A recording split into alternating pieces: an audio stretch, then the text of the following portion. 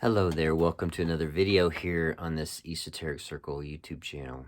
Pete Haskins here with you, and in the aftermath of writing and getting published with the help of Ted Nottingham, my book called Journey to the Esoteric Circle, I have rediscovered books that I had written. This is my 9th book, and they're all on Amazon, thanks to Ted. But I've rediscovered a few of them. It's odd. This is a little bit different video because I'm going to just, I'm just going to talk about some things. And maybe this will connect with you. Maybe it won't. But it has to do with karma. So stay tuned. Wherever you were at on your journey, blessings to you.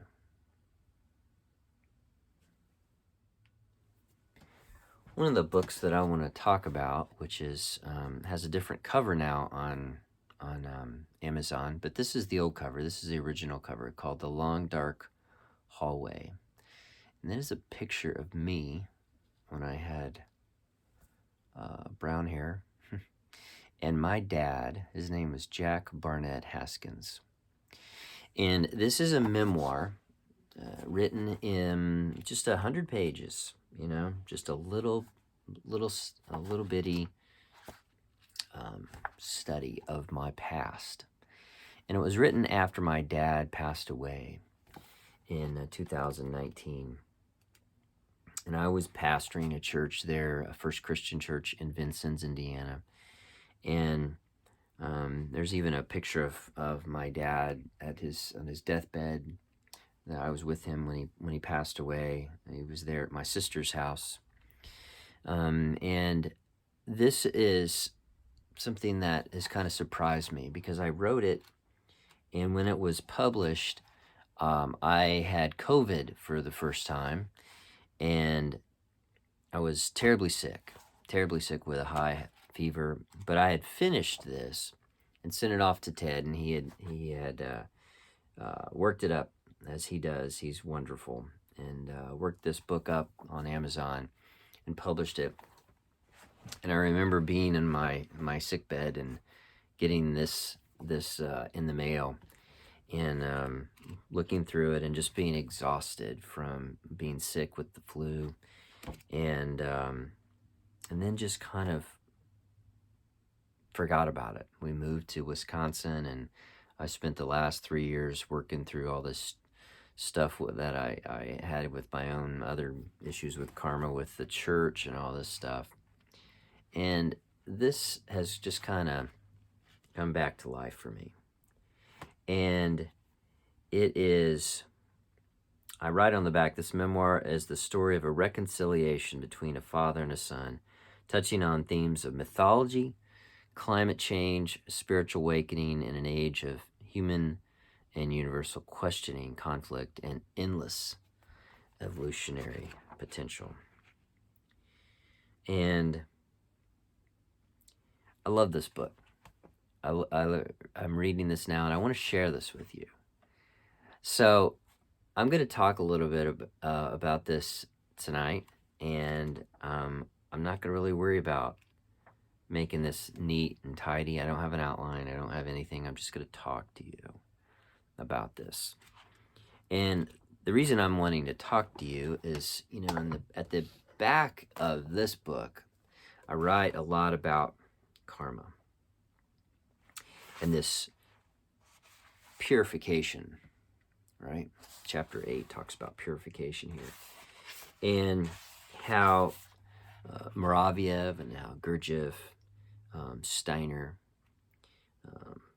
Ospensky, Ashinen, Amos, Nottingham, they all talk about karma, but we just don't really call it by that name. But some of these older guys do.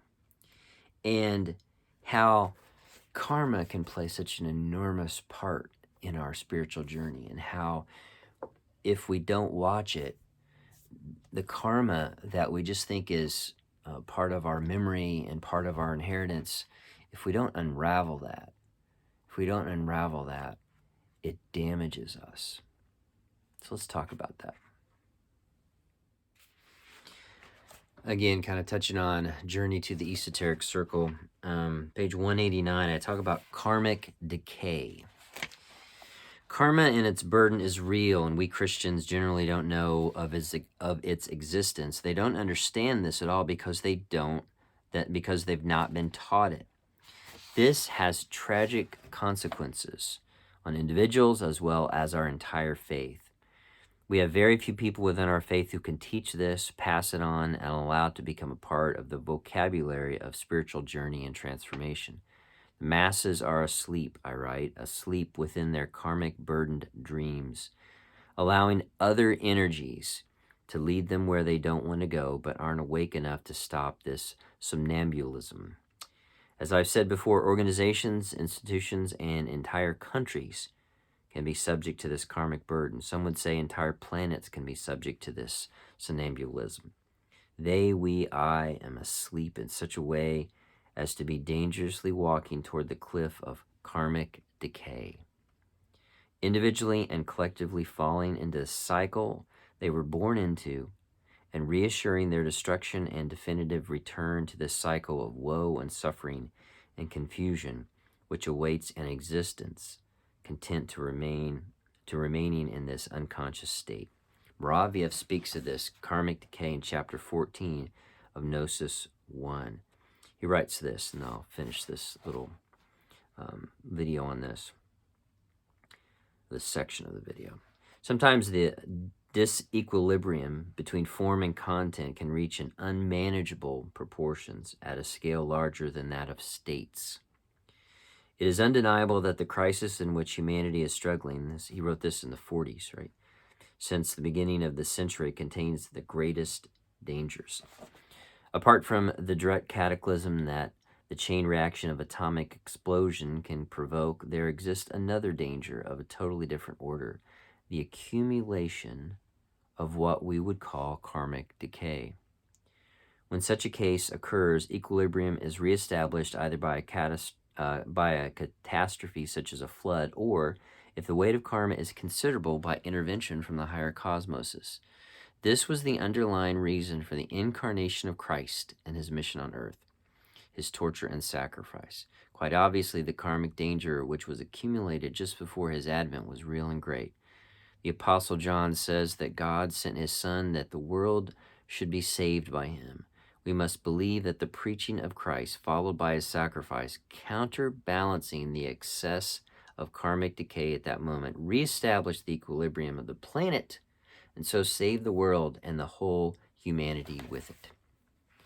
So Moraviev in Gnosis, this is in Gnosis 1. I highly recommend Gnosis 1 as a starting point if you're like, what do I do? Get Moraviev's Gnosis 1. It's on Amazon as well. And he's talking about how this accumulation of it. All right, now if we have pre-existence and we have reincarnation in the mix, which I talk about a lot in this, if that is the case, then when we are born, we have this accumulation of inherited karma from our family, from our bloodline. Our blood has memory. Remember that. Our blood has memory, and it's this karmic memory. And getting into some Rudolf Steiner stuff there. And we can inherit that.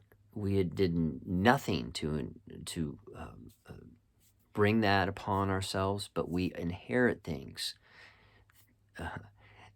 We inherit that in our bloodline. And then all the karma that we build up in our life throughout our existence on this planet, in this oubliette. Ted would say this is not an oubliette, but I would say that it is. It's a fear factory. And as we accumulate this personal karma throughout our life, where we make mistakes and we keep getting chance after chance after chance, and we keep accumulating all this, right? And it wears us down. And then we have a planet of almost 9 billion people who have this accumulated collective karma. We see it in our country. I live in the United States. We see it with our election this year in 2024.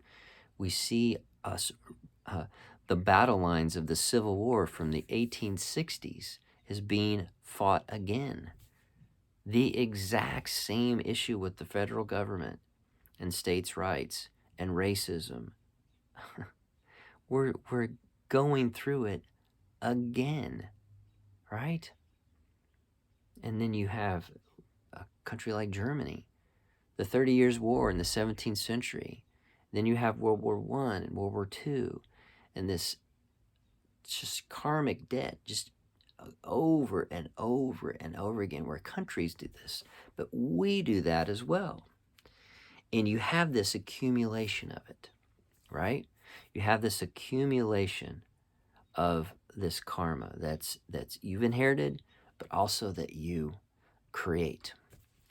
And in order for you to live in the moment, in order for you to have this sense of what Jesus is talking about in the Beatitudes, you have to unravel this karma, and you have to work at it. So, enter this book, right? I didn't even know I was doing this when I wrote this. That's why when I picked this back up, I really was just like, oh, this is garbage, right? I didn't do a good job. I don't even know what I'm talking about. It didn't sell. I never advertised it, but I wrote it and it's just sitting there, right, on Amazon. I picked it up the other day and I'm looking through it, and I've got poetry in here. I've got talk about Herman Melville and Operation Paperclip from Annie Jacobson, Joseph Campbell. I talk about REM. I talk about D.H. Lawrence. I talk about my dad.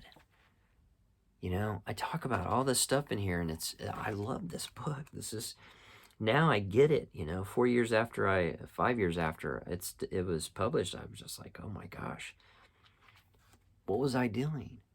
I'm working through my own karma, you know? I'm working through this and didn't even know it. I'm writing down all this stuff. It's just 100 pages. And I'm writing this stuff down about a guy named Larry Curtis, who was this pastor, this Methodist pastor who was absolutely evil to me. It's almost like he was this character in a film that just was pursuing me. And I write about all the stuff that happened to me, and I'm working through my personal karma, and I'm working through that conflict that I had with my dad after he died, and I'm trying to figure stuff out, right? And I'm trying to figure this out. I'm trying to unravel this. You know, I'm trying to untie these knots that I have that I've tied over and over and over again, you know, in my life.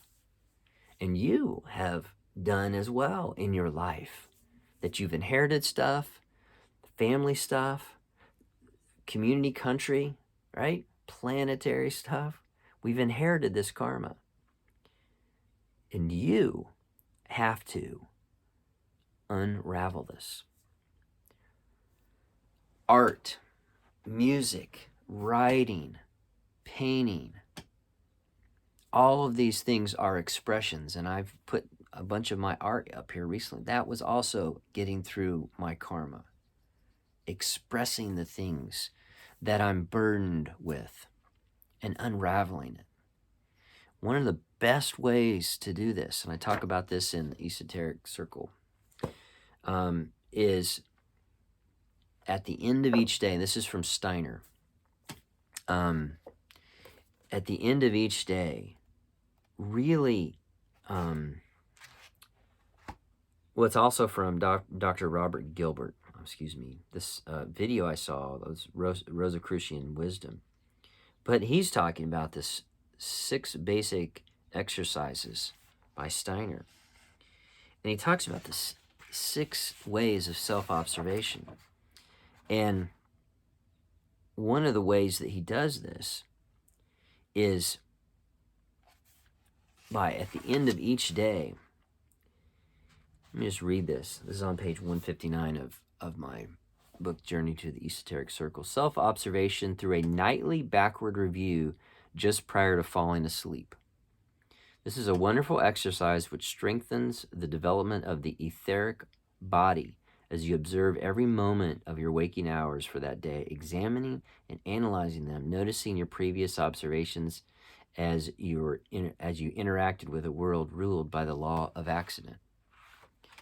So, at the end of each day, you take your day and you go backwards, just like it's a movie, and you rewind it and you examine and you say, why did I do this? Oh, I had conflict with this person. Why? Why? And you examine it and you examine and you take each moment of each day. That is unraveling, unpacking that karma for that day. And if you do that over and over and over again, it's amazing, right? This is a huge deal, and it's bigger than I thought. And that's why I wanted to talk about this book, because to me, I'm sitting here going, yes, I worked through it. And I want to ask you this question. If you're at this point in the video, I appreciate you staying this long, because I'm just kind of letting loose. I'm just talking to you, right? You and your karma. Think about this. Think about the things in your life. They do this in the 12 steps. That fourth and fifth step, that examination, 6 and 7. I mean, the 12 steps are a great way to unravel your karma. Making a resentment list, writing down all the things that you've done to people. That's what that is. Bill Wilson, Dr. Bob, they knew about this. They knew all about this. Unpacking it. So in your life, what about you in your life are you holding on to? And you just think, I'm just going to forget this. God's forgiven me. I don't have to re-examine it. Yeah, you do. I do. We all do. Right? Because if we don't, all of us are just accumulating over and over and over again. Whether you believe this is your first time in this oubliette on this planet, or if you think this is the 100th time, you're still here, and you're still realize this. You're not from here, right? We are cosmic beings. We are spiritual beings plunked into this body. We're not from here. We're not asked to be put in this body. We have to. This is school for us, folks. This is school for us. And we have to unravel this accumulated karma that we have in our blood. And then whatever we have accumulated in our life, we must unravel. And you have to find out how to do that. And you have to investigate it. And sometimes you just do something and you don't even realize you're doing it, but you're unpacking. You're unpacking this. You're unraveling the accumulated karma of your life. So much of this book that I wrote, The Long Dark Hallway, is about my broken relationship with my dad. And that stems from when I was in seminary. I was going to be ordained in the United Methodist Church. My dad was a high-ranking pastor in the United Methodist Church, and I wanted to be like my dad.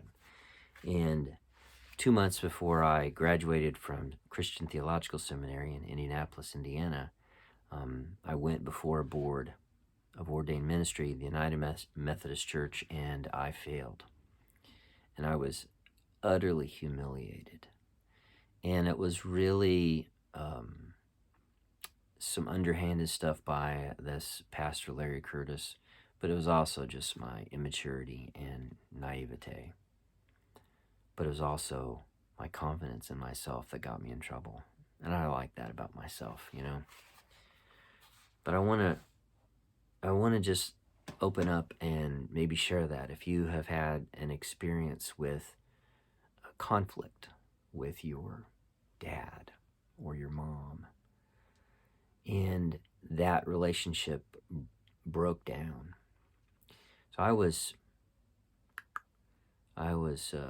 25, and my dad was my hero, and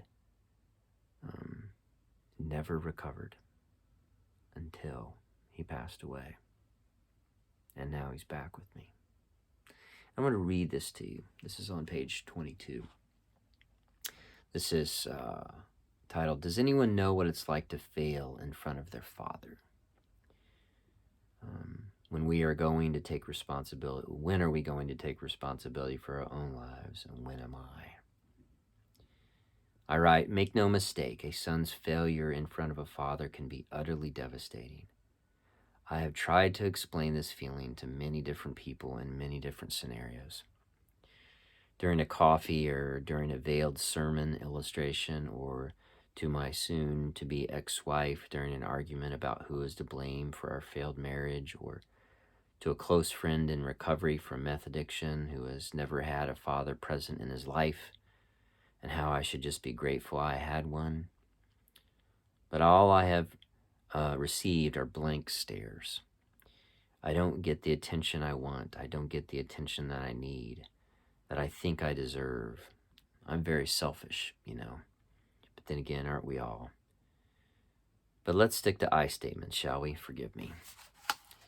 I think my relationship with my father was different than most sons and biological fathers. I don't know.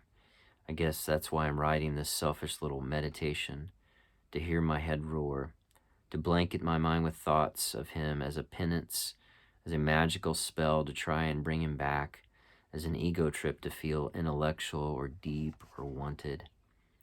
You don't really know what this is like until it has happened to you. To break what cannot be mended. A father and a son. This relationship is the deepest cave a man can explore." Man, I dive deep. We all have to dive deep. We got to get rid of this stuff while we're in this body.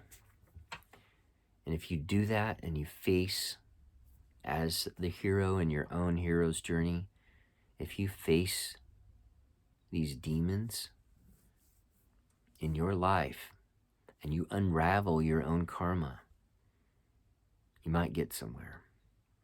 Because the spiritual journey is,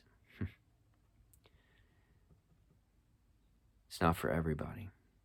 It's for a brave person, because it takes guts to face yourself and say, wow, why did I do that? Why did I say that? And now it's too late. It's never too late. And I want you to hear that. It's never too late. It's never too late. Whatever's going on with you in your life right now, don't stop. Don't stop digging at it. Like Delbert Boone said about me, I'm digging at it. Examine your life. Examine your day. Examine your life. Examine your day over and over again until you get somewhere. This won't be the last time I talk about this. Blessings to you wherever you're at on this journey. I'll see you soon. Thanks for listening.